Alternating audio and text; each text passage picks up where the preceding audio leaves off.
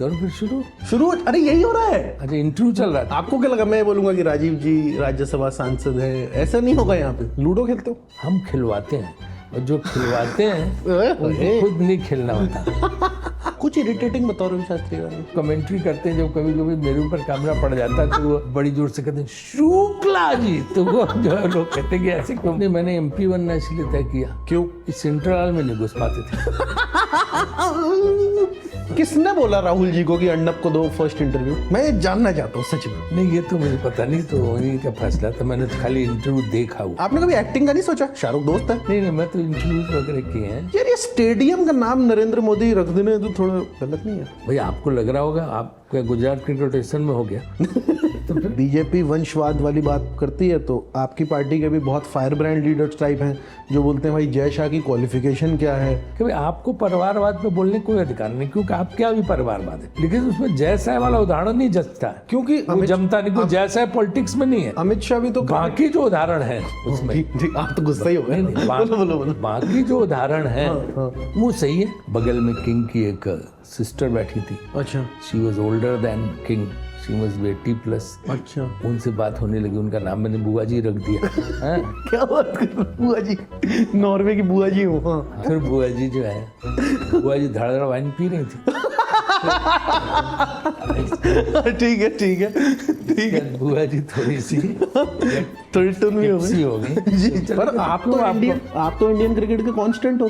किस चीज का घमंड? कैसे होता है, कैसे रहता है आदमी इंडियन क्रिकेट एडमिनिस्ट्रेशन में इतने साल?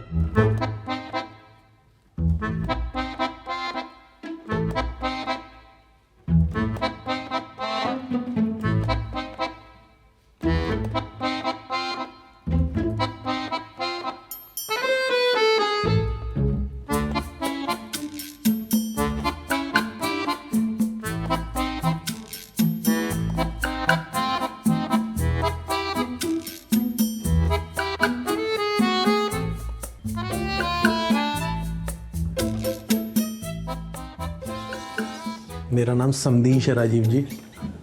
चैनल का नाम है अनफिल्टर्ड बाय संदेश। पहले आप जर्नलिस्ट थे ना कहीं? नहीं, मैं एक्चुअली अपने आप को जर्नलिस्ट कहता ही नहीं, मैं कंटेंट क्रिएटर हूँ। थोड़ा सा तेज बोल सकते हैं। 1 2 3 4 है ना? तुम तो बिना बोले बताए। नहीं, तुम अचानक आयोगे ना बिना फोन पे तय किए। ये पहले से फिक्स था हमारा। बताओ जल्दी बताओ। नहीं आप कर लीजिए। कुछ करनी है बात तो कर लो, मुझे कोई टेंशन नहीं है। कौन है, क्या बात क्या है? कुछ ये जो जाजगीर वाला था ना, जो पिलर वाला कलेक्टर, एक मुझे आपसे फोन कराना है। रघुराम राजन। रघुराम राजन में जानते हैं, रुचि शर्मा से लिखा। अकेडमिशियन वाला नहीं, वो तो पढ़ा लिखा नहीं। नहीं पढ़ा इतनी किताबें उसकी आएंगी। कॉपरेट याद है ना वो। हाँ तो ऐसा बहुत होता है, कहते हैं लोग आते हैं और बोलते हैं रघुराम राजन को कॉल कर दो, इंटर्नशिप लगानी है। तो बहुत होता है क्या? रोज ही लोग आते हैं। सबसे वियर्ड आपसे क्या फेवर मांगा है किसी ने आज तक? शाहरुख खान से मिलवा दो, कोई काम हुआ? हाँ? मेरी बेटी बड़ी फैन है, मेरा बेटा बड़ा फैन है।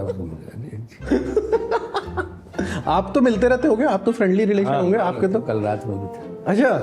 अरे वाह वाह। करो फिर शुरू। अरे यही हो रहा है। अच्छा इंटरव्यू चल रहा था। आपको क्या लगा मैं बोलूंगा कि राजीव जी राज्यसभा सांसद है? ऐसा नहीं होगा यहाँ पे। बहुत बातें मैं ऐसे ही बोल गया। नहीं तो आपको मेरा मजाक जब भी थोड़ा ज्यादा लगे आप प्लीज मेरे को वहीं टोक देना, मैं आपको ऑफेंड नहीं करना चाहता हूँ। मुझे नहीं पता इंटरव्यू चल रहा है, मैं कहूँ तुम शुरू करने वाले। अरे नहीं, शुरू हो गया है। रवि शास्त्री के बारे में कुछ बताओ। यारों के यार। अच्छा। और बहुत अच्छा कमेंट्रेटर। सीरियस कुछ इरिटेटिंग बताओ रवि शास्त्री के बारे में। इरिटेटिंग है कि वो कमेंट्री करते हैं जब कभी कभी मेरे ऊपर कैमरा पड़ जाता है तो वो हम बड़ी जोर से कहते हैं शुक्ला जी, तो वो जो है लोग कहते हैं कि ऐसे क्यों बोलते हैं। बहुत मजा उड़ाते हो आपका। हाँ। आपका इतना क्यों मजाक उड़ाते हो? दोस्ती में कुछ भी बोलते। वो ऐसे ही बोलते हो। हाँ।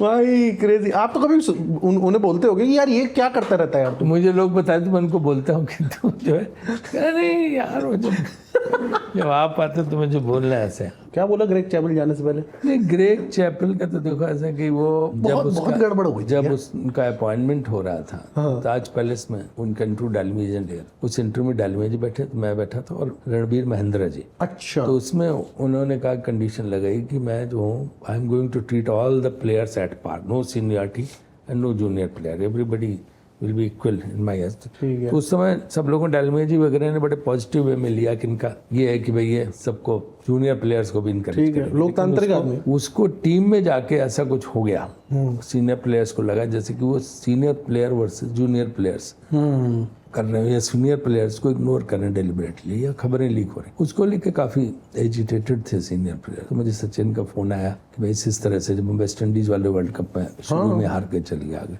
फिर पवार साहब अध्यक्ष थे, पवार साहब से बात हुई, फिर एक मीटिंग बुलाई गई, तो उसमें उन्होंने आके अपना प्रेजेंटेशन किया, और प्रेजेंटेशन शुरू करने के पहले उन्होंने कह दिया कि you have decided to move on. तो बात उन्होंने नहीं बोल दिया, ग्रेग नहीं बोल दिया, ग्रेग नहीं बोल वो तो निकलना ही था उसके बाद। उनको पता चल गया था कि ये कुछ ना कुछ डिसीजन होने वाला।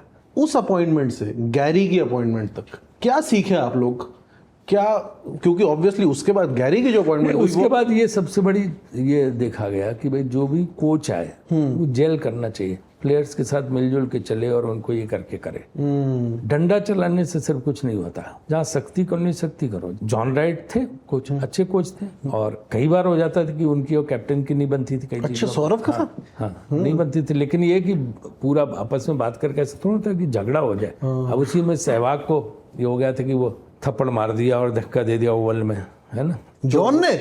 जॉन का तो पता है कि वो जॉन ने थप्पड़ मार दिया था वीरू को, तो धक्का दे दिया, पुश कर दिया, लेकिन वो बाहर मीडिया में बहुत साल बाद आया। तो मैंने जॉन से जाके बात की, इंग्लिश ड्रेसिंग रूम के बगल में एक रूम था, उसमें बैठे हुए थे। अच्छा, अकेले बैठे हुए? भाई तुमने ऐसे क्यों किया, इस किसी को टच करने का मैंडेट नहीं आपने। बिल्कुल। तो उन्होंने कहा देखो मैं उसको अपना बच्चा मानता हूँ, एक गुरु की तरह मैंने उसको, गुस्सा आ गया मुझे, क्योंकि मुझे था कि आज ये सेंचुरी बनाएगा, और वो एक शॉट को मना करते थे कि वो जो अच्छा हुक करके जो पीछे थर्ड मैन बाउंड्री की तरफ डालते उसमें कैच हो रहे, तो वो कहना मैं मना कर, फिर आज उसने कहा, तो गुरु जैसे एक शिष्य पे नाराज होता अपने प्रिय शिष्य पे, हैं, तो उसी तरह से मैंने ये करके किया। तो फिर आके मुझे, मैंने सबसे बात की, सहवाग को समझ, सहवाग ने इस बात को समझा, फिर उसको इशू नहीं बनाया, बल्कि यहाँ तक बात हुई, ये तो सहवाग ने खुद बोला है अपने इंटरव्यू में कि मुझे शुक्ला जी ने कहा कि मैं ग्रेग से तुम्हें माफ़ी मंगवा दूंगा, उससे जॉन से माफ़ी मंगवा दूंगा। जॉन को मैंने तैयार भी कर लिया, तो कहता बिल्कुल मैं माफ़ी मांग लूँगा उससे। सहवाग ने बड़प्पन दिखा, उसने कहा नहीं ये हम नहीं करेंगे, हम मतलब बहुत हम एम्बेरस हो जाएंगे अगर जॉन हमसे माफ़ी मांगे। बहुत फिर बाद में होटल में जाके सहवाग नहीं कहा मुझे, कितना क्यूट लोग हो यार आप लोग। न्यूजीलैंड का द्रोणाचार्य आपका, बहुत बहुत बहुत क्यूट स्टोरी है। लूडो खेलते हो? पहले खेलते तब लूडो नहीं खेलते। किसी देखिए हम खेलते नहीं, आप कई बार कि आप बोलो right hand batsman, left hand batsman, spinner हो, क्या वो लूडो खेलते क्या, हम खिलवाते हैं, और जो खिलवाते हैं उनको खुद नहीं खेलना होता। आप खिलाड़ियों से ऊपर हो, खेल देखने का भी तो मजा होता है। बिल्कुल। अच्छा, आप देखते ही हो। अब राजनीति, क्रिकेट, ये सब जो है ना, इन चीजों में लगे रहे तो अपने आप में सुबह से शाम तक खेली तो सब है। 2002 आप बैल्कनी में थे, मेरे को यहाँ के पता चला, क्योंकि हमने फोटो तो देखी लेकिन कभी नोटिस नहीं किया था कि आप बैल्कनी में थे, लॉर्ड्स में। मैनेजर था। तो बताओ कुछ, फिर क्या मतलब कुछ हो जाए, डिटेल में किस तरह सुना उस दिन का? मेरा ब्लड प्रेशर बहुत बढ़ रहा था। अच्छा। तो मैंने ब्लड प्रेशर की गोली भी खाई। मैं सौरव अगल बगल बैठे थे। अच्छा।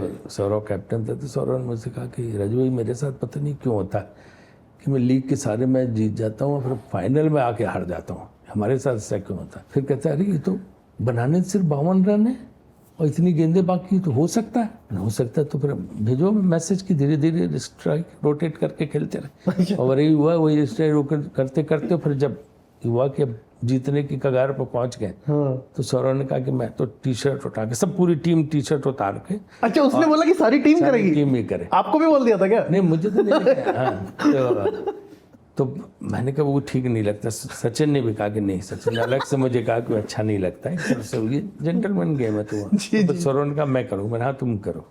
फिर सौरव ने वो जो है, क्योंकि फ्लिंट ऑफ नहीं किया था, उसने किया था इंडिया में, बॉम्बे में उसके पहले, तो फिर फोटो ऐसा बन गया कि आज तक चल रहा है। तो उस वक्त सचिन वचिन लजा रहे थे कि ये क्या कर रहा है, या फिर नहीं लजा नहीं थी, ये था कि पूरी टीम नहीं, और वो जो है सब खुश थे।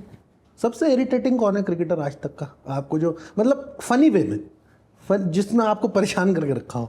जैसे उन दिनों वो मुंबई ड्रीम्स, बॉम्बे ड्रीम्स का एक चल रहा था प्ले, जबरदस्त वहाँ जो इंग्लैंड में चल रहा था, लंदन में। हाँ टीम बोली मुझे दिखाओ, अच्छा ओके ठीक है। तो मैंने कहा कैसे दिखाएं इसको, उसको तो इसके टिकट भी नहीं थे 6 महीने के। अच्छा हाँ, तो फिर मैं शाहरुख से बात की, शाहरुख ने कहा उसने फराह खान ने कुछ इसमें कोरियोग्राफी की है। अच्छा हाँ मैं फराह से बात करता हूँ। शाहरुख ने फिर ऑर्गेनाइज कराया, हाँ पूरी टीम गई बस में बैठ के देखने, और वो दिखाया पूरा शो मुफ्त में। फुल मजे कराते हो आप टीम में। उनको भी तो कुछ रिलैक्स नहीं तो भाई आपका भी तो वही काम है, रिलैक्स तो होना ही चाहिए। जैसे मैनचेस्टर में सबने कहा कि देखनी है, वो फिल्म आई थी हॉकी वाली, चक दे इंडिया। चक दे इंडिया, तो वहाँ के फिर मैंने यश चोपड़ा से फ़ोन पे बात की। फिर यश चोपड़ा ने वहाँ बोल के, जो डिस्ट्रीब्यूटर था इंग्लैंड का, उससे बात करके वहाँ रखवाया शो, तो पूरी टीम देखने गई वहाँ। आप भी सीधा यश चोपड़ा से बात कर रहे हो। एक हॉल में चले जाते। हाँ, लेकिन वो टिकट नहीं मिलते थे ना। अच्छा स्पेशल स्क्रीनिंग हो रही है। तो स्पेशल स्क्रीन नहीं, उन्होंने टीम के लिए 15-20 समझ गया इंतजाम करा दिया। क्या स्वैग है बंदे का, आपका स्वैग है पता है। आप गॉगल्स पहना करो तगड़ी, और रवि शास्त्री बोला आपको मजाक में उड़ाया करे। रवि शास्त्री ज्यादा स्वैग है आप में। रवि शास्त्री जो दोस्त अपना, नहीं दोस्त तो हो गए, बोलता वो रहता तो साथ में। नहीं एनीवे मैं क्या बोल रहा था यार, एक चीज थी, मैं ना क्रिकेटर्स के इंटरव्यूज लेना चाह रहा हूँ, लेकिन सारे क्रिकेटर पैसे मांगते हैं इंटरव्यू देने के, अनलेस आप उनके इनर सर्कल में हो। कुछ इसमें कुछ होना चाहिए। एक जो इतने लोग उनके इंटरव्यू मांगते हैं। हाँ ये बात। किसी जमाने में बहुत कम इंटरव्यू होते थे, तो फिर कोई पैसे वगैरह नहीं लेते थे। अब वो इतने इंटरव्यू है कि बिल्कुल ये लगा हुआ है, तो उसकी वजह से मतलब करोड़ों में बात चली जाती है। अब उन्हें लगता है कि सब ये वाले मांग रहे हैं, तो उनसे भी। ये वो ट्रेंड हो गया है बहुत। मेरे को बताया कि रॉयल फैमिली ऑफ डेनमार्क के साथ आपने योगा किया एक बार। प्रणब मुखर्जी जी प्रेसिडेंट थे, मैं उनके डेलीगेशन में था, तो वहाँ पे गया हुआ था। तो बैंक्वेट होते थे, तो किंग की सिस्टर एक तरफ मेरे बैठी थी और उनकी डॉटर दूसरी तरफ मेरे बैठी हुई थी। प्रेसिडेंट इसके बाद बैठा हुआ था। बात करते हैं ना, इसीलिए तो बैठाए जाते हैं एक के बाद एक, है ना, डेलीगेशन का आदमी और एक वो।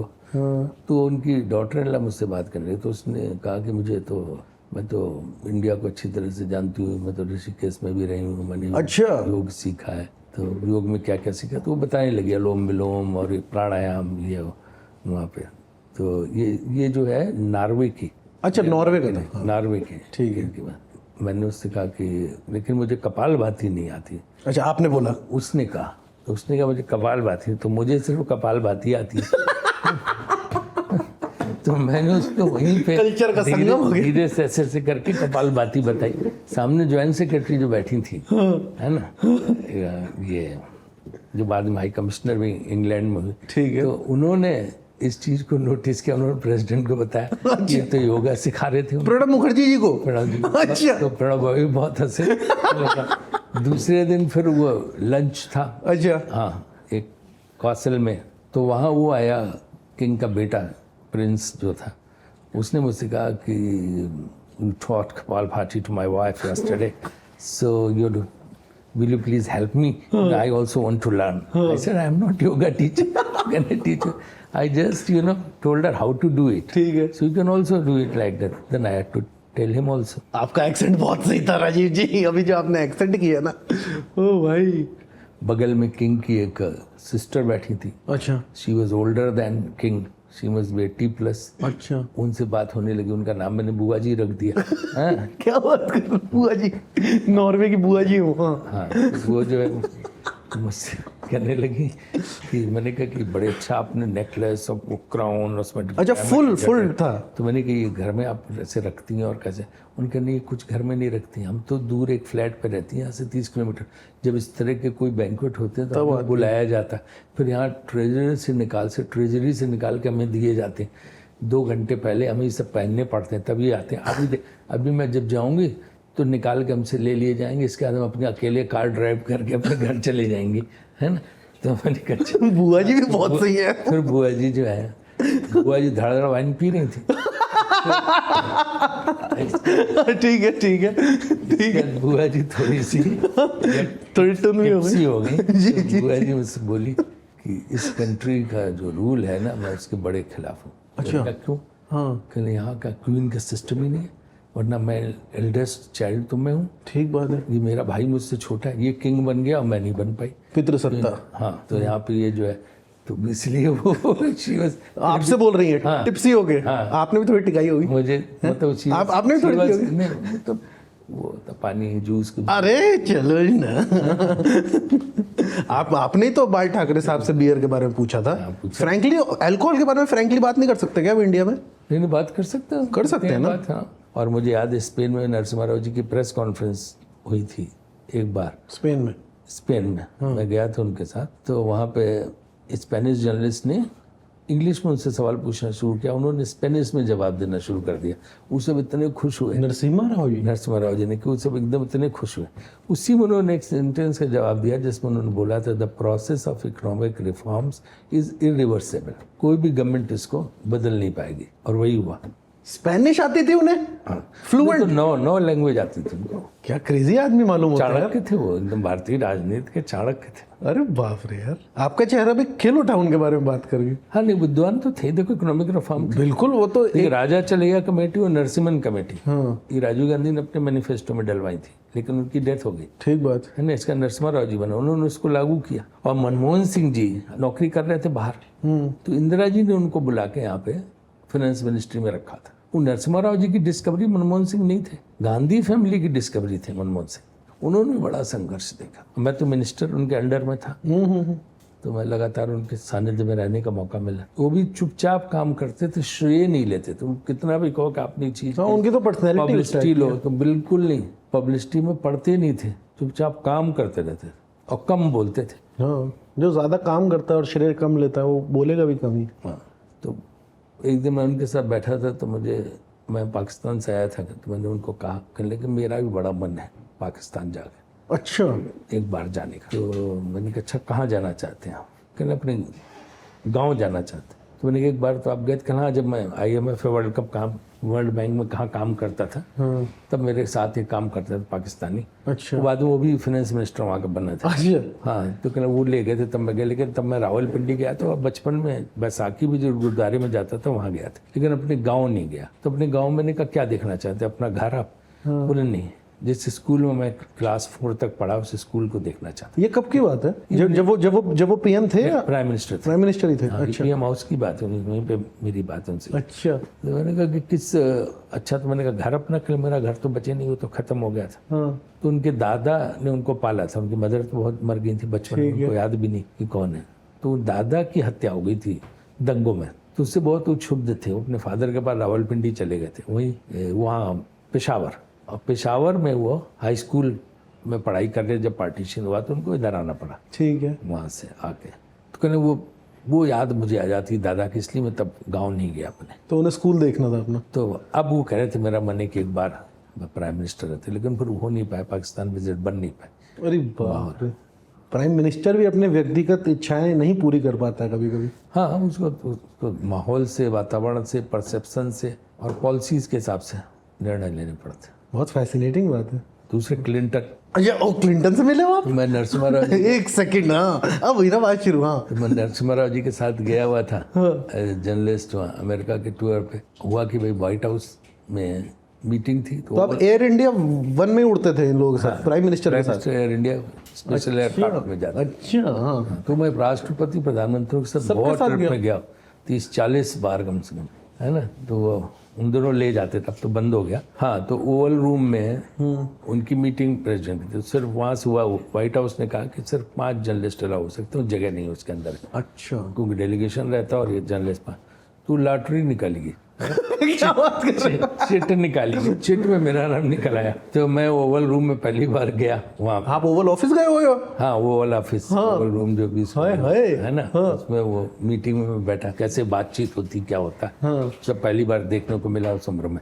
क्या एक्सपीरियंस है यार। क्या ये बेटिंग एप्स, ये जो फैंटेसी लीग, ड्रीम 11 टाइप, मतलब नाम तो नहीं लेना चाहिए किसी एक का, इस पे क्या है BCCI का एक पॉइंट ऑफ व्यू? देखिए, जब तक as long as they are trying to promote talent, लोगों को एक एक्सपर्टीज, तब तक तो ठीक है। कुछ ऐप्स जो गैमलिंग साइड एक थिन लाइन हो जाती है ना, तो वो फिर गड़बड़ है। तो ये जो तमाम आ गई, पर आपको लगता है अल्टीमेटली राजीव जी, जैसे इंग्लैंड में तो है कि भाई बेटिंग को लीगलाइज कर सकते हैं, क्या ऐसा फ्यूचर देखते हो आप? देखिए, हमारा कंसर्न सिर्फ रहता है कि मैच फिक्सिंग नहीं होनी चाहिए। हाँ। बेटिंग तो आप रोक नहीं सकते। बैटिंग तो हो ही रही हापुड़ में लोग जो है इस बात पे बेटिंग करते हैं, सट्टेबाजी करते हैं कि आज बारिश होगी कि नहीं होगी। क्या बात कर रहे हो, हापुड़ में ऐसा होता है? हाँ, करोड़ों का सट्टा इसी पे लग जाता है। तो ये आदमी की फितरत है, महाभारत के जमाने से चल रहा है। महाभारत में कौन लगा रहा था वो तो सट्टा? महाभारत में लोग, आपको ये नहीं पता कि बताओ ना। भाई महाभारत में जुए से तो झगड़ा शुरू ओ, अच्छा वो तो एक अलग बात। मुझे लगा महाभारत में लोग ये लड़ रहे थे कि कौरव जीतेंगे पांडव, इस पे सट्टा लग रहा था, मुझे ये लगा। ऑब्वियसली वो तो जुआ था। आप में कितना घमंड है? घमंड किस चीज का करें? पता नहीं, बीसीसीआई का वाइस प्रेसिडेंट हो, इंडियन क्रिकेट में कितने सालों से हो, एमपी हो, इतने बड़े आदमी हो। उससे क्या फर्क पड़ता है? इन घरों में कितने एमपी आए चले गए, कोई पूछ रहा है? अमेरिका के 10 राष्ट्रपतियों का आप नाम लगातार मुझे गिना दो, अगर आपको याद हो, कंटिन्यूस। 4-6 तो गिना दूंगा, उससे ज्यादा 10 नहीं गिना सकते, जो सबसे पावरफुल होता है वर्ल्ड का। तो बाकी हम लोग क्या है, तो किस चीज का घमंड करें? कौन याद रखने वाला? आंसर तैयार। कल कोई मुझको याद करे, क्यों कोई मुझको याद करे? मशरूफ जवाना मेरे लिए कोई वक्त अपना बर्बाद करे। कभी तो एक ड्रिंक चढ़ गई और बोला कि देख भाई मैं चलाता हूँ इंडियन क्रिकेट, अभी मैं किसी भी को कभी नहीं होता ऐसा कि ड्रंक होके। टेम्परेरी सब चीजें, आपको पद आते हैं जाते रहते हैं, हैं? हाँ सही बात। फेम भी आती जाती रहती है। आपका पद कभी जाता ही पुरानी नहीं है। वाली- आपका पद कहाँ जाता है? आप तो कांस्टेंट हो ना। कितने आए कितने चले पर गए, आप क्यों तो इंडियन क्रिकेट के कांस्टेंट हो। तो किस चीज का घमंड? कैसे होता है, कैसे रहता है आदमी इंडियन क्रिकेट एडमिनिस्ट्रेशन में इतने साल? मैं नेगेटिवली नहीं पूछ रहा हूँ, मैं पॉजिटिवली पूछ रहा हूँ। कैसे टैक्टफुली आप रहते नहीं, टैक्टफुली नहीं, जब आप अपना काम करते हैं बिना किसी कन्फ्रंटेशन के करते हैं, और आप ये ध्यान में रखते हैं कि भाई सबसे इम्पोर्टेंट संस्था है, एसोसिएशन है, बीसीसीआई एक गेम है, और फिर आप अपने स्वार्थ के लिए, अपने उसके लिए अगर नहीं लड़ते तो सब आपको पसंद करते हैं और रखते हैं अपने साथ। तो कितनी रिजीम चेंज हुई। आपने तो जब मैं बीसीसीआई में आया था 91 में, तो माधवराव सिंधिया प्रेसिडेंट थे। उसके बाद कितने प्रेसिडेंट आए पिछले 33 साल में। माधव राव से रॉजर बिनी तक, ये तो क्रेजी है। सबके साथ काम किया तो। और डालमिया जी, बिंद्रा जी की टीम जो थी, हाँ तो भारतीय क्रिकेट और बीसीसीआई की शक्ल उन्होंने बदली उस समय। जो ये मॉडल लाए, ब्रॉडकास्ट राइट्स जी, जी, जी। वरना सब दूरदर्शन को चला जाता था, इसकी कभी अहमियत ही नहीं देखी। जो ब्रॉडकास्ट राइट्स उन्होंने बेचना शुरू, वहाँ से इनकम आनी शुरू हुई। वहाँ से तो फिर कुछ 83 का crazy हो वर्ल्ड गया। कप जीता तो खिलाड़ियों के नाम को पैसे देने के लिए नहीं थे, लता मंगेशकर को शो करना पड़ा था, और उससे जो है जो पैसा इकट्ठा हुआ तो वो खिलाड़ियों को दिया गया था। उसके बदले में बीसीसीआई लता जी को 2 कॉम्प्लीमेंट्री टिकट्स हर मैच के देने का उन्होंने प्रावधान किया था बीसीसीआई ने, कि भाई इन्होंने उस समय लता जी नहीं किया। लता जी हालांकि लिए कभी नहीं। अच्छा, हाँ, कभी नहीं लिए। वो तो राज्यसभा में भी थी, तो कभी ना एयर टिकट लेती थी, ना एमपी लाइट फंड लेती थी, कोई भी फायदे उन्होंने लिए नहीं। एमपी का जो सुविधाएं मिलती थी, वो जो घर मिलता है उनको टाइप 7 घर का अधिकार था, लेकिन उन्होंने नहीं लिया कभी। हवाई जहाज की टिकटें कभी नहीं लिए। उनको क्या जरूरत है, उनको किस चीज की जरूरत है? नहीं, जरूरत क्या, तमाम लोग जो तमाम उद्योगपति हैं एमपी वो लेते हैं। हैं, ये कौन है? तमाम फिर भी लिस्ट कौन? है, मैं कुल इतनी लिस्ट है, आप निकाल लो, अच्छा ठीक है। है ना, सबने लिए तो उसकी। आपने कभी एक्टिंग का नहीं सोचा? शाहरुख दोस्त है, हाँ, कुछ 1-2 रोल? 2-3-4 बार कुछ डायरेक्टर्स ने बोला मुझे, भाई ये काम हम नहीं करेंगे। क्यों, वो काम आपको अच्छा नहीं लगता है? नहीं, अच्छे लगने की बात नहीं है कि वो मतलब उस तरह के रोल होते हैं कि वो उनमें आपको जैसे फिट किया जाता रोल में, ठीक बात है। तो उसका कोई मतलब होता नहीं है। अभी भी एक कोई बना रहा था फिल्म, उसने कहा कि इसमें पॉलिटिशियन का रोल आपका। अच्छा, तो मैं शाहरुख से पूछा, शाहरुख ने कहा राजीव जी आपका काम है ही नहीं। सीधा आप भी शाहरुख खान से पूछ रहे हो कि मैं रोल करूँ या नहीं? भाई वही सबसे बड़ा स्टार है, तो उसी से पूछना तो है चाहिए ही, कि हाँ, सही बात है। वो तो ऐसी बात है कि वो एमपी बनने के उसको ऑफर आए तो मुझसे पूछेगा कि बनना चाहिए। अभी तक आप लोगों ने दी नहीं क्या ऑफर अभी तक? नहीं, लेकिन ये कि वो पूछेगा ना, बस सही बात है, पूछने। जो जिसमें है। शेव रोज करते हो? अब आप नहीं करते तो आपका काम भी मुझे ही करना पड़ता। ये हुई ना बात। राजीव जी, मेरे को पर्सनैलिटी आपसे टिप लेनी है। कैसे करते हैं कि सारे लोग दोस्त हों, देखो ऐसा कोई मेरे बारे में बुरा ही ना बोले? मैं मानता हूँ कि पॉलिटिक्स में जो है शत्रुता कटुता नहीं होती। There is no place for acrimony in politics. Difference of opinion, ठीक बात है। है ना, डिफरेंस ऑफ आइडियोलॉजी। पर कभी तो ऐसा होता होगा कि आपके ऑपोजिंग पार्टी ऐसा कुछ कर दे जो आपके जमीर को अलाउ नहीं कर रहा।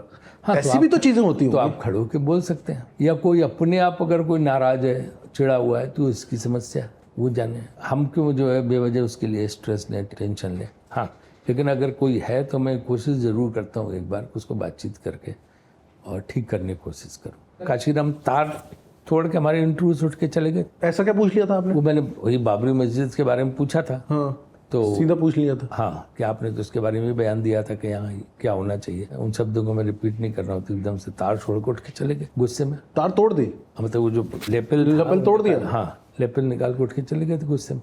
तो इस चीज़ का मैं बुरा थोड़ा मानूंगा कि, वो भी कि मेरे सवाल का उन्होंने जवाब नहीं दिया। ये उनका अधिकार है कि वो जवाब दें या न दें। वही जब मैंने मायावती जी से पूछा बहुत ये सवाल, बहुत मतलब मुझे लगा कि शायद ये भी वैसे ही करेंगे, और उनसे मैंने सवाल सीधे पूछ दिया मायावती जी से कि आपके काशीराम जी से क्या ताल्लुकात है, क्या रिश्ते हैं। सीधा यही पूछ दिया, हमारे क्या रिश्ते हैं आपके काशीराम जी से। तो उन्होंने कोई तार नहीं तोड़ा, कोई नहीं उठी, ना कोई गुस्सा। वो उनका एक गुरु और शिष्या का रिश्ता है। पूरे सवाल को ही डिमोलिश कर दिया, खत्म कर दिया। ये कला कहाँ से आती है राजीव जी? तो ये कला वो अनुभव से आती है। आपने इतने इंटरव्यू लिए हैं, आप खुद अब पब्लिक लाइफ में हो, कहाँ से आती है? मतलब क्रिटिसिज्म ले लेना और उसको ऐसे स्क्वायर कट मार के उस पर चौका मार देना। ये देखो, इसको बोलते हैं ना प्रत्युत्पन्न मति। अच्छा, स्पॉन्टेनियस जो आपका होता है वो अपने माइंडसेट से होता है। किसी का माइंडसेट गुस्से वाला होता है, किसी का कूल होता है, किसी टैक्टफुल होता है। हर एक पर्सनालिटी के अलग अलग हुनर होते हैं। इन इंटरव्यूज के मैं ऐसे आ रहा था कि सोनिया जी ने आप पे भरोसा किया अपने पहले हिंदी इंटरव्यू के लिए। किसने बोला राहुल जी को कि अर्नब को दो फर्स्ट इंटरव्यू? मैं ये जानना चाहता हूँ सच में, मतलब अगर बता सको। सॉरी नहीं, ये तो मुझे पता नहीं, तो उन्हीं का फैसला था। मैंने तो खाली इंटरव्यू देखा हुआ। आप नहीं थे उस कमेटी में जो मतलब कुछ इनर सर्कल में कि यार वो उनके ऑफिस में तय हुआ था और उन्होंने, पर आपको भी लगा होगा ना कि यार ये गलत मेरा decision अपना अंदाजा है कि व्यूअरशिप देख के उन्होंने दिया। वो उस समय टाइम्स नाउ की लिया। उस व्यूअरशिप, वक्त तो अर्नब एकदम हार्ड, हाँ टाइम्स नाउ की व्यूअरशिप अच्छी थी, उस लिहाज से उन्होंने दिया होगा। पर गलत डिसीजन था ना कि नहीं था? देखिए ये अलग चीज़ है, ये लोगों का एक परसेप्शन। रेट्रोस्पेक्ट में लेकिन राहुल जी को जो बात कहनी थी, जिस चीज़ पे एम्फेसिस देनी थी, उन्होंने कही। आप मेरा उमर अब्दुल्ला वाला इंटरव्यू देखना, दो ही कल देखा, मैंने राहुल जी के साथ भी किया, भारत जोड़ो वाला भी किया था। पता है। पार्टी थोड़ी नाराज थी उससे, पर चलो पार्टियां तो नाराज होती, क्योंकि मैंने भारत जोड़ो को थोड़ा, मुझे लग रहा है, मेरे को भी याद नहीं अब वीडियो, अब आपको भी पता है कि वीडियो आप बनाते रहते हो तो हर चीज़ थोड़ी याद रखते हो, लेकिन कुछ मैंने हो सकता है यात्रा को क्रिटिसाइज कर दिया है, तो उसके लिए वो थोड़े खफा थे। राहुल जी की टीम भी, राहुल जी खफा नहीं होंगे। राहुल जी की टीम, हाँ राहुल जी ऐसे नहीं है। अच्छा, हाँ, वो तो आलोचना भी सुनते हैं अपनी, है ना, तारीफ कम ही सुनते हैं। सोनिया गांधी जी का इंटरव्यू करवा दो प्लीज। हमने उनका सबसे पहला हिंदी इंटरव्यू, वही तो, इसीलिए तो। आपने राजीव जी को पॉलिटिक्स में आने का विरोध क्यों किया था? क्यों नहीं चाहती थी कि राजीव जी पॉलिटिक्स में आए? राजीव जी प्राइम मिनिस्टर बनने जा रहे थे तो सुना आपने मना किया था, आप नहीं चाहती थी कि प्राइम मिनिस्टर बने, आपने बड़ी कोशिश की उनको रोकने की। जी हाँ, मैंने बड़ी कोशिश की, लेकिन राजीव जी ने मुझको समझाया था कि उनका फर्ज था, उनका कोई चॉइस नहीं था। एक कंट्रोवर्शियल क्वेश्चन अभी मोदी जी का भी इंटरव्यू किया मैंने, तब जब एमएलए भी नहीं थे। हाँ, पार्टी तब में आपने क्यों किया उनका इंटरव्यू? मैं ये भी जानना चाहता हूँ, क्या उनका ऐसा औहदा हो गया था संघ के अंदर, या फिर फिर? पार्टी में थे, संगठन में वो। हाँ। और जेटली, अरुण जेटली जी से हमारी दोस्ती थी, अच्छा उनके हम जाते रहते थे, तो मुलाकात होती थी उनसे। अच्छा, जेटली जी और मोदी जी? हाँ, जेटली जी मोदी जी का बहुत अच्छा था। अच्छा और तब वो फिरोज शाह रोड में रहते थे, एक एमपी के घर में। अच्छा, एक एमपी के घर के जो पीछे जो जगह होती है, रूम होता है, समझ उसमें गया। थे। अच्छा, इंटरव्यू हमारे ऑफिस में वहाँ मालवीय नगर में, बेसमेंट में स्टूडियो था उसमें। ठीक है। तब भी लेकिन वो कपड़े बहुत अच्छे। कहते हैं जितने पदाधिकारी हैं बीजेपी के, सबसे ज्यादा टिप टॉप स्मार्ट कपड़ों से, चश्मे से, पेन से, वेशभूषा से आप ही रहते हैं। सबसे रहता हूँ, ऐसी बात है तो मुझे अच्छा लगेगा, लेकिन मैं रहना चाहता जरूर हूँ। मैं मानता हूँ कि बहुत अच्छे ढंग से रहना चाहिए। पार्टी की संस्कृति के थोड़ा विरुद्ध तो नहीं है? मैं, क्योंकि सादगी जो है पार्टी में बड़ा जोर है। मेरे शरीर पे कोई भी चीज आपको ऐसी नजर नहीं आएगी जिसमें सादगी ना हो। अच्छे तरीके से रहना, गंदे रहना, जूतों का पॉलिश नहीं किया है, कुर्ता ऐसा है, उसका मेरे आदत नहीं, मैं बचपन से आदत नहीं है। लेकिन मुझे नहीं लगता है कि मैंने कभी कोई महंगी चीज परचेज की है, कभी नहीं की। मेरे शरीर पे कोई महंगी चीज नहीं होती है। मैं कह रहा हूँ अगर आप एनालाइज करके समझो, क्योंकि आपने उस व्यक्ति को उठते हुए देखा है। देखो, मुझे लगता है कि उनका जो, या सिर्फ लक और नहीं, एकाकीपन रहा, जो घर छोड़ के वो अकेले सब रहे और सारा उन्हें देखा, तो उन्हें दुनिया समझ में आ गई कि देश, दुनिया, समाज ये है क्या, लोग कैसे हैं, कलेक्टिव साइकोलॉजी समझे वो। हाँ, भटकना बहुत पड़ा उन्हें, तो उसमें वो अध्यात्म में, धर्म में, राजनीति में, सब में अपना हाथ मार गया है। उन्होंने एक अनुभव बटोरा। जी जी जी जी। किसी ने कभी बोला होगी एडिट पे यार ये हटा देना? एसबी चौहान साहब, हाँ, का था, ये कौन हुए, सॉरी? जो होम मिनिस्टर थे, अच्छा। तो उनसे इंटरव्यू किया था। तो मैंने कहा ये डिमोलिश हुआ ये सब, तो उसमें उन्होंने कुछ बोला था, तो वो फिर उन्होंने कहा कि इसको हटा दो। ये इंद्रजीत गुप्ता होम मिनिस्टर थे, जी। तो उन्होंने बोल दिया था कि फला को जूते मारने चाहिए, इंद्रजीत गुप्ता ने। अच्छा। हाँ, कि फिर जनता जूते मारेगी अगर ऐसे करेगी। फिर उन्होंने उसको रात में कहा कि इसको हटा दो, इसका गलत रिएक्शन जाएगा। फोन आया फिर? हाँ, फोन आया। तो मतलब इंटरव्यू देने के बाद नेता सोचता होगा कि यार मैंने क्या क्या बोल दिया। अच्छा, ठीक है। नेता विश्वास में जर्नलिस्ट को बुला बुला के सलाह लेते थे कि भाई ये इशू है, इस पर हमें क्या करना चाहिए, अच्छा। ये ऐसा मुद्दा में सलाह लेनी चाहिए, क्योंकि वो बात कभी बाहर नहीं जाती थी। 250 लोगों की प्रेस कॉन्फ्रेंस होती थी, नेता बोल देता था, पॉलिटिशियन या मिनिस्टर जो भी है, कि सभी ऑफ द रिकॉर्ड। तो ऑफ द रिकॉर्ड होता तो छपता नहीं था। सेंट्रल हॉल में भी 250 लोगों की प्रेस कॉन्फ्रेंस में नेता ने बोल दिया of the record. Print media से होता था। हाँ, समझ गया। तो ये नहीं, तो ये तो कभी दौर था ही नहीं कि स्टिंग ऑपरेशन हो जाए या रिकॉर्ड चुपचाप कर लिया और ये कर दिया। सेंट्रल हॉल का कोई एक बढ़िया किस्सा सुनाओ जहां आप सबसे पहले जब आप किसी ऐसे नेता से मिले होगे। वैसे आप तो जर्नलिस्ट होगे, मिल ही लिए थे सब लोगों से। नहीं, मैंने MP बनना इसलिए तय किया। क्यों? कि सेंट्रल हॉल में नहीं घुस पाते थे। सेंट्रल हॉल का सुनते बहुत बड़ा केस था, क्योंकि आप कभी जर्नलिस्ट बन के अंदर नहीं जा पाते थे? उसमें क्या है ना कि ये होता था कि सीनियरिटी पे, अच्छा। कि आपने 25 सेशन अटेंड किया हूँ, कवर किया हूँ। अच्छा, एक क्राइटेरिया होता था। क्राइटेरिया होता था। एक तो डेली न्यूज़पेपर को मिलता था, मैगजीन को मिलता नहीं था, मैगजीन में थे तो वीकली पास बनता था। दूसरा ये कि वो मैगजीन में भी था कि एडिटर के लिए सिर्फ है, और जर्नलिस्ट के लिए 25 सेशन रिपोर्टर ने कवर किया तभी उसको सेंट्रल हॉल मिलेगा। अच्छा। सीनियरिटी तो आप उम्र तो बढ़ा नहीं सकते हो आप। तो दूसरा क्या तरीका है? तो दूसरा तरीका है कि आप MP बन जाओ। हाँ, तो मैं पहला चुनाव इंडिपेंडेंट लड़ गया सेंट्रल हॉल के लिए। अब नहीं, मतलब नहीं, ऑब्वियसली सेंट्रल हॉल के लिए मैं कोई नहीं। ऐसे ही अंगूठी का बताओ, अंगूठी कहाँ शादी में मिली थी? तो कुछ? अनुराधा जी नहीं, अनुराधा जी अपने हिसाब से पहनाती रहती किसी। अच्छा, अनुराधा जी ने दी। ये स्टोन जो बोलते हैं। हाँ, कोई मीनिंग भी होगा इसका कि ये इससे किस समय क्या असर रहता है? अच्छा, इसका क्या असर है? अभी नहीं पता मुझे। अच्छा, लेकिन पहन ग्रह का क्या? हाँ।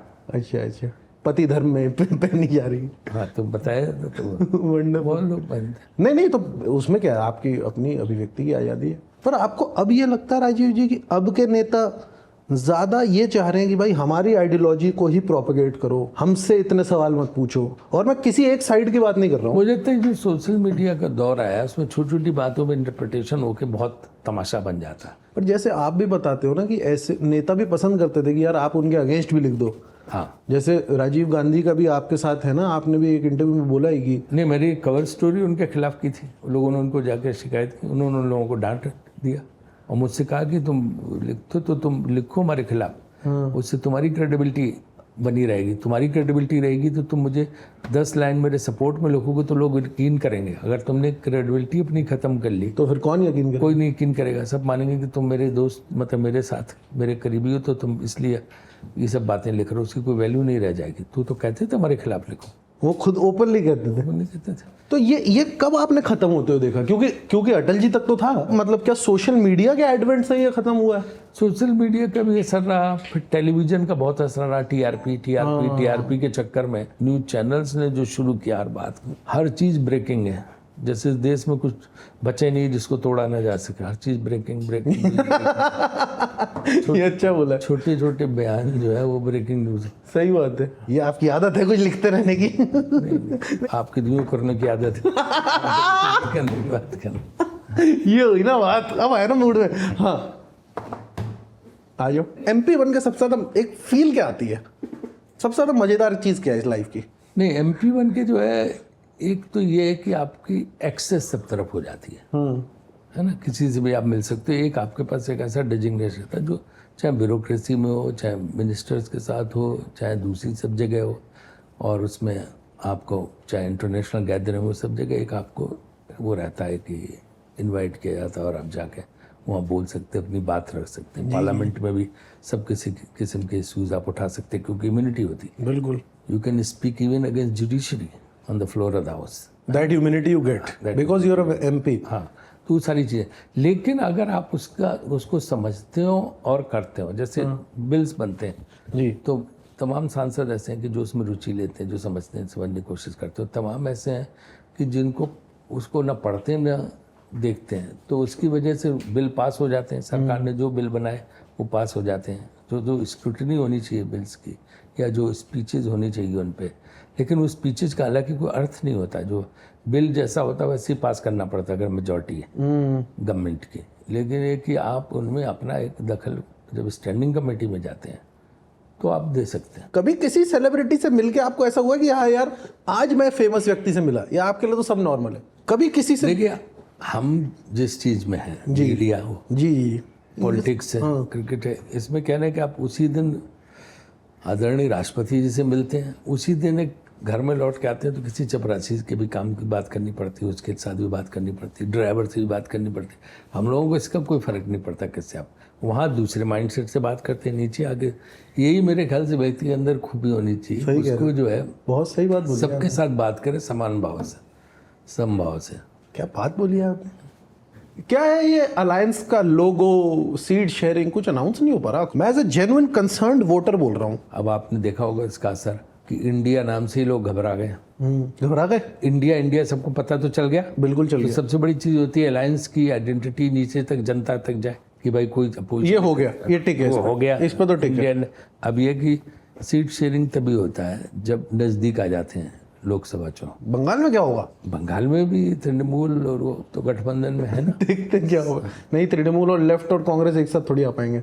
नहीं, अब उस समय का सिनेरियो देखो, 77 में क्या हुआ था, 77 में सब साथ आ गए थे। इंदिरा जी के खिलाफ जनसंघ और कम्युनिस्ट एक साथ, आइडियोलॉजी बिल्कुल यूं। ठीक बात है। और फिर वीपी सिंह ने जब यूनाइट किया था, जनता दल बनाया था, हाँ। तो उनकी सरकार को किसने सपोर्ट किया था? वीपी सिंह के तो सिर्फ कितनी सीटें, 140 बताया, जनता दल की आई थी। बीजेपी और सीपीएम लेफ्ट फ्रंट, इनके सपोर्ट से बनी थी। हाँ, ऐसा तो हुआ ही है भारतीय राजनीति में, कुछ अनप्रेसिडेंटेड नहीं हो जाएगा। जबकि आइडियोलॉजी के लिहाज से एकदम उल्टे हैं। गाजर का हलवा या सूजी का हलवा? क्या हलवा? गाजर का? अभी आप कह रहे थे फिट हो, फिट हो, आप हलवा बता रहे हो। वो तो तुम्हें खाना चाहिए। अरे मेरे को तो बड़े सेलिब्रिटी बोलते हैं तुम फिट नहीं हो तो और फिट हो जाओ। मैं मनोज वाजपेयी का इंटरव्यू कर रहा था 1-2 महीने पहले, उस आदमी ने मेरे को जो कॉम्प्लेक्स दिया ना, अब मैं खाना ही नहीं खाता, भागता ही रहता हूँ। थोड़ा कम तो हुआ है शायद। नहीं, आप ज्यादा ही कहाँ है जो कम होगा। नहीं, वो तो शर्ट लूज है ना।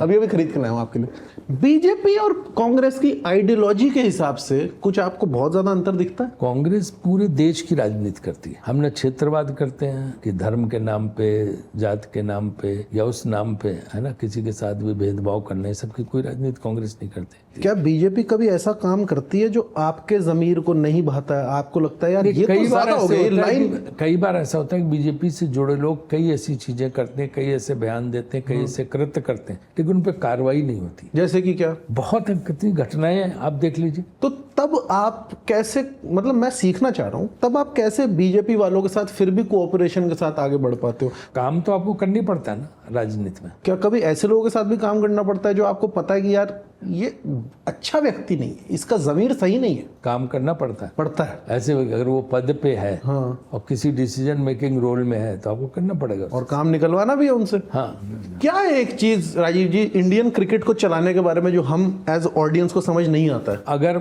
हम जीत गए, हाँ, तो जी बहुत अच्छा, बड़ा अच्छा प्लेयर खेले। हाँ। अगर हम हार गए तो बीसीसीआई बहुत गड़बड़ कर रही है, और लोगों को गलतफहमी बीसीसीआई के बारे में कि बड़े पैसे कमा रहे हैं। कोई पैसे नहीं, क्रिकेट पे इतना खर्च हो रहा है, कितने स्टेडियम हमारे यहाँ हो गए, हजारों करोड़ की कमाई भी तो हो रही है। हजारों करोड़ हम टैक्स में दे रहे हैं, ये लोग नहीं जानते। अकेला खेल संगठन है, स्पोर्ट्स बॉडी है, जो भारत सरकार को हजारों करोड़ टैक्स देती है। कोई एग्जम्पशन नहीं है बीसीसीआई को, और ना 1 रुपए हम ग्रांट लेते हैं सरकार से। तो ना तो हम भारत सरकार से कोई ग्रांट ली पहले, ना अभी तक ले रहे हैं, और उल्टे हम टैक्स दे रहे हैं जैसे प्राइवेट कंपनीज देती। ट्रीट ऐसे किया जाता है जैसे कोई गवर्नमेंट बॉडी हो। एक ऐसा गुलदस्ता था बीसीसीआई में जिसमें सब किस्म के लोग थे, जिसमें जो है बिजनेसमैन डालमिया जैसे था, जिसमें ब्यूरोक्रेट बिंद्रा जैसे थे, जिसमें पवार साहब जैसे पॉलिटिशियन थे, माधवराव सिंधिया जैसे पॉलिटिशियन थे, NKP साल्वे थे।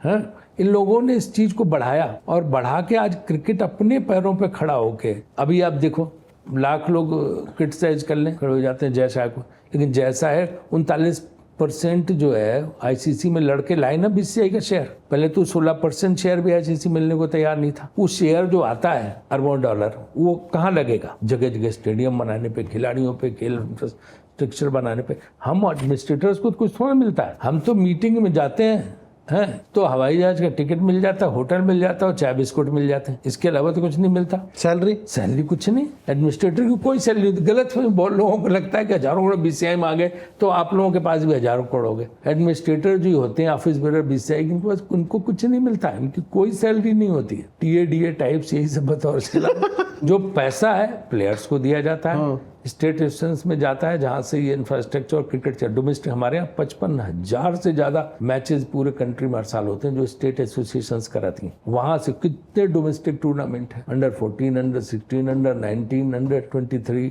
और फिर रणजी, फिर महिलाओं के भी शुरू हो गए। महिला क्रिकेट को हम सपोर्ट कर रहे हैं, महिला क्रिकेट भी बढ़ रही है। आप क्लोजली काम करते हो, आपको व्यक्ति एफिशिएंट मालूम देते हैं जय शाह? पर्सन ऐसे ही पूछना, जनरली पूछना, जेन्युइनली। मेहनत तो भयानक कर रहे हैं। ओके, एफिशिएंट रात दिन इसी काम में जुटे हुए, मतलब वो क्रिकेट के काम में रात दिन लगे रहते हैं। ठीक है। तो उसकी वजह से जो ये सब हो रहा है कि हमारा इंफ्रास्ट्रक्चर बढ़ता चला जा रहा। इसके अलावा हम आईसीसी का सबसे बड़ा जो शेयर लाए, तो सबसे बड़ी लड़ाई थी। ये तो बहुत बढ़िया बात है, लाने ही चाहिए। तो उसका विमेन क्रिकेट शुरू हुआ, WPL शुरू हुआ, विमेन को बराबर का पैसा मिलने लगा क्रिकेटर्स को। तो ये सब डिसीजन तो हाल में भी चेंज लिए। बहुत अच्छी बात है। जो रणजी ट्रॉफी की भी जो सैलरीज बढ़ी हैं वो भी बहुत अच्छी बात है। डोमेस्टिक प्लेयर्स, क्योंकि इंटरनेशनल और ये सब तो ठीक है, उनको तो अच्छा पैसा मिल रहा है। प्लेयर्स और जूनियर इन सबका बड़ा वो तो बढ़ता ही रहना चाहिए। जैसे आपने जय की बात की, जय शाह जी की, अच्छी बात है, आप बता रहे हो वो इतना कर रहे हैं इंडियन क्रिकेट के लिए, तो बहुत अच्छी बात है। पर आप ही के पार्टी के लोग और ऑपोजिशन के लोग, उनका ही मतलब जैसे जब बीजेपी वंशवाद वाली बात करती है तो आपकी पार्टी के भी बहुत फायर ब्रांड लीडर्स टाइप हैं जो बोलते हैं भाई जय शाह की क्वालिफिकेशन क्या है, वो भी तो अपने पिता के होने की वजह से ही वहां पे है। जय शाह पॉलिटिक्स में तो है नहीं, अगर वो पॉलिटिक्स में आए और अमित शाह जी के गृह मंत्री रहते हुए वो MP मिनिस्टर या कुछ बने, MLA बने, तो फिर वो वंशवाद का आरोप आएगा। ऐसा तो नहीं गवर्नमेंट ऑफ इंडिया ने अपॉइंटमेंट कर दिया। जी। वो तो पूरा इलेक्शन होते हैं, यूनानिमसली इलेक्शन होता है, उसमें आदमी अपॉइंट होता है। सौरव गांगुली भी हुए थे, रोजर बिन्नी भी हुए, हम भी हुए, जय शाह भी हुए और लोग भी जो होते चले आए हैं। तो उस ढंग से होता। तो इसमें तो एक इलेक्शन हुआ, इलेक्शन के आधार पर वो इसमें आए हैं। हाँ, अगर वो पॉलिटिक्स में आके उनको गुजरात सरकार में मंत्री बना देते, MP बनाए, तो ये बात हो सकती है। पर वो भी तो इलेक्शन जो कांग्रेस पार्टी के लोग कहते हैं वो उनमें 10 दूसरे नाम लेते हैं। जैसे इनके तमाम नेता ऐसे हैं जो इसमें जो मौजूदा भाजपा के नेता या पहले रहे हैं उनके बेटे हैं। तो वंशवाद तो हर पार्टी में, वो भाजपा में तो समाज में हमारे हाँ, तो भाजपा को वो कहते हैं, जो बाकी लोग कहते हैं कि भाई आपको परिवारवाद पे बोलने कोई अधिकार नहीं, क्योंकि आप क्या भी परिवारवाद है। लेकिन उसमें जय शाह वाला उदाहरण नहीं जचता, क्योंकि जमता नहीं, कोई जय शाह पॉलिटिक्स में नहीं है। अमित शाह भी तो बाकी जो उदाहरण है उसमें आप तो गुस्सा ही हो गए। बोलो। बाकी जो उदाहरण है वो सही है। बाकी मैं तो कह रहा हूँ हर पार्टी में, लेकिन अमित शाह जी भी तो गुजरात क्रिकेट एसोसिएशन में रहे हैं। हाँ, तो क्रिकेट एडमिनिस्ट्रेशन में कोई परिवारवाद की ऐसी वो ये नहीं है। वैसे माधवराव जी प्रेसिडेंट है, ज्योतिरादित्य सिंधिया जी भी रहे। वो तो जो मेंबर होता है हिसाब से उसको लोग बनाते हैं। तमाम दूसरी जगह भी एसोसिएशन है, चाहे वो दूसरे विदर्भ हो या और हो या बंगाल हो। बंगाल में डालुआ जी का बेटा है ना, तो वो या चंडी गांगुली थे, उनके बेटे सौरव मतलब गांगुली। ये है ही ट्रेंड, ये वो एक उसमें है। तो उसमें कोई, क्योंकि इसमें इलेक्शन उस तरह से होता है, कोई परिवारवाद की बात नहीं, सबको वही 30-35 मेंबर्स को चुनना होता है। यार ये स्टेडियम का नाम नरेंद्र मोदी रख देने तो थोड़ा गलत नहीं है भाई? आपको लग रहा होगा आपका गुजरात क्रिकेट एसोसिएशन में हो गया तो फिर उन लोगों ने नहीं, पर आपका भी तो कोई ओपिनियन होगा ना, क्योंकि आपकी पार्टी के लीडर्स का भी तो एक ओपिनियन है उस चीज पे। नरेंद्र मोदी जी जो है वो गुजरात क्रिकेट एसोसिएशन के अध्यक्ष भी रहे, लेकिन एक जीवित आदमी के नाम गुजरात पे क्रिकेट एसोसिएशन के अध्यक्ष भी रहे वो, रहे हैं, और BCI में भी आते थे। आपको कोई सैद्धांतिक दिक्कत नहीं है इस बात से कि एक जीवित आदमी पे ही एक जो सर्विंग प्राइम मिनिस्टर उसके नाम पे ही एक स्टेडियम रख दिया इसमें कोई रोक तो है नहीं कहीं संविधान में? नहीं, सैद्धांतिक रूप से मैं राजीव शुक्ला से बात कर रहा हूँ। हाँ, नहीं, सैद्धांतिक रूप से इस चीज में मुझे नहीं लगता कि नहीं, कोई ऐसी रोक होनी चाहिए। लेकिन थोड़ा फनी नहीं है नरेंद्र मोदी स्टेडियम अंबानी एंड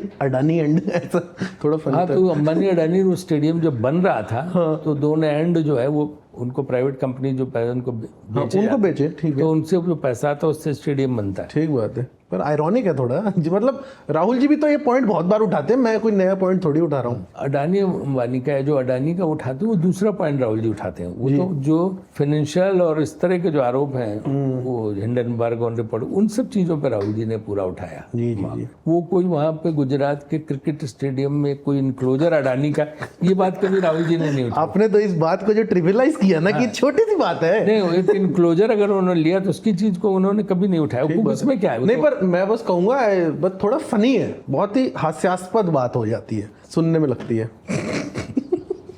छोले भटूरे जितना नहीं, हाँ छोले भटूरे भी अच्छे लगते हैं। अब वो है कि भटूरे तो नहीं खाते, छोले अच्छे लगते हैं। भटूरे तो नहीं खाते। स्वाद तो छोले में होता है, भटूरे और उसमें तो अरे भटूरे में कैसी बातें कर दी शुक्ला जी। फिर उसमें क्या है कि भटूरा ही होने का डर रहता है।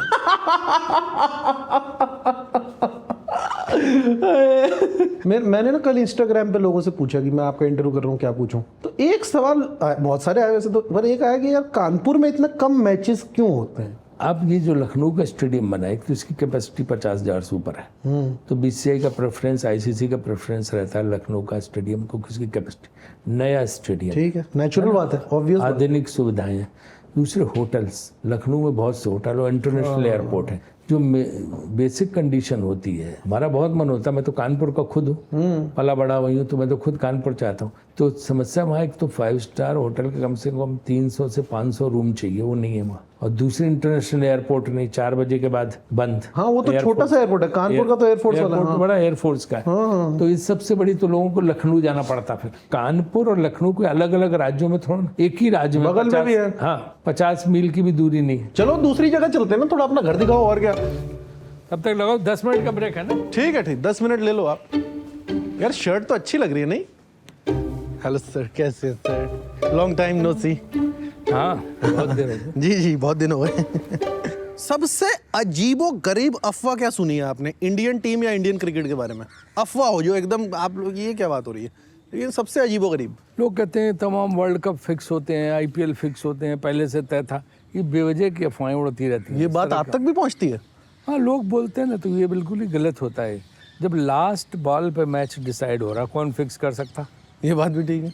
और अगर नहीं भी हो रहा हो, इतना बड़ा इवेंट फिक्स करना तो कुछ, ये सब बकवास की बातें होती, लोग बाद में करते रहते हैं। ये जो 2019 में हुआ ये फाइनल, ये बाउंड्री पे दे दिया उनको रूल, आपको लगा ये सही रूल था? नहीं, मेरे हिसाब से मैं तो उस रूल से सहमत नहीं था। मैं उस दिन भी ट्वीट किया था और न्यूजीलैंड टीम को बधाई दी थी कि बहुत अच्छा खेले। मेरे हिसाब से अब तो रूल चेंज हो गया। हाँ, अब तो चेंज हो गया। लेकिन तब का रूल था, उस रूल का एडवांटेज मिला इंग्लैंड को। सोच रहा हूँ सीरियस तो तुम हो गए, सवाल खत्म। सवाल खत्म हो गए। सवाल तो मेरे शुरू में खत्म हो गए थे। सवाल तो मैं सोच के आता ही नहीं। अभी भी क्या लोग अंडर एज रिपोर्ट करते हैं अपने आप को?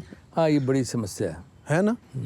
इसी वजह से बहुत चीज़ें लगेंगी, जिसमें जो है मेडिकल एग्जामिनेशन कंपलसरी किया गया। बीसीसीआई ने रूल बहुत सख्त बनाए, बर्थ सर्टिफिकेट, स्कूल का सर्टिफिकेट, ये सारे रूल बनाए। लेकिन उसमें एक समस्या ये आ रही, कई बार क्या होता है कि शादी बाद में हुई और लड़के को उम्र ज़्यादा नजर आ रही है, तो वो क्या होता है कि लोग आजकल एक्सरसाइज बहुत करते हैं बच्चे, हाँ। है ना, वेट्स करते हैं, तो उससे वो क्या बोन टेस्ट होता है। अच्छा, है ना, तो बोन वो ब्रॉड आती है, तो उससे उम्र ज़्यादा आ जाती है। अच्छा, जबकि होती नहीं एक्चुअली। तो ऐसी भी कुछ केसेस हैं। इसको कैसे सॉल्व किया जाए, क्योंकि अभी भी हो ही रहा होगा मुझे। ये एक समस्या है, तो मेडिकल, पहले तो बहुत होता था। हाँ, मेडिकल जो है डॉक्टर्स वही समस्या का निदान निकाल सकते कि एक्यूरेट आए।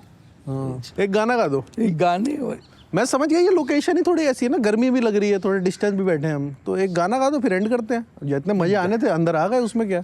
वॉशिंग मशीन चलाइए कभी? नहीं, वॉशिंग मशीन तो चलाई नहीं मैं। कभी नहीं चलाई ना? हाँ, क्यों वॉशिंग मशीन क्यों बोला? ऐसे ही मैं जानना चाह रहा हूँ कि आपको वॉशिंग मशीन चलानी आती है कि नहीं? उसमें कौन सी बड़ी रॉकेट टेक्नोलॉजी है? मुझे उसमें लिखा होता है दबाते जाओ और वो पानी डाल दो। ठीक है।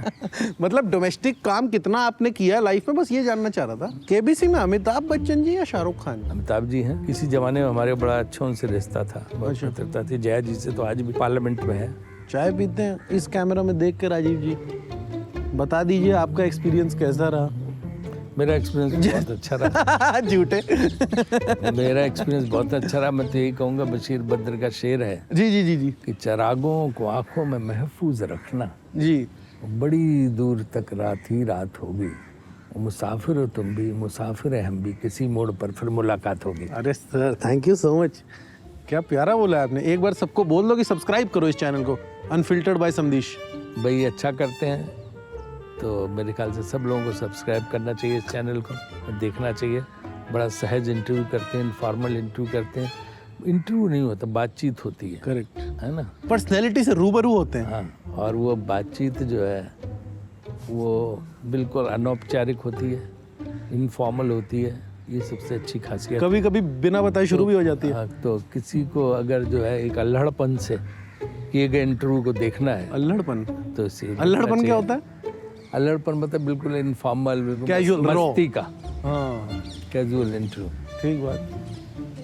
तो सब्सक्राइब करो अनफिल्टर्ड बाय संदेश को। बोले ना, बोल दिया, और बोल दो ना एक बार प्लीज। मैं तो मैंने कहा कि लोगों को सब्सक्राइब करना चाहिए। जी जी जी, thank you Rajiv ji, thank you so much. लो चाय पियो। जी आप भी पीजिए। हाँ, आप दो, इसलिए दो मंगाएंगे। लीजिए। चीनी लेते हो आप? चीनी नहीं लेते।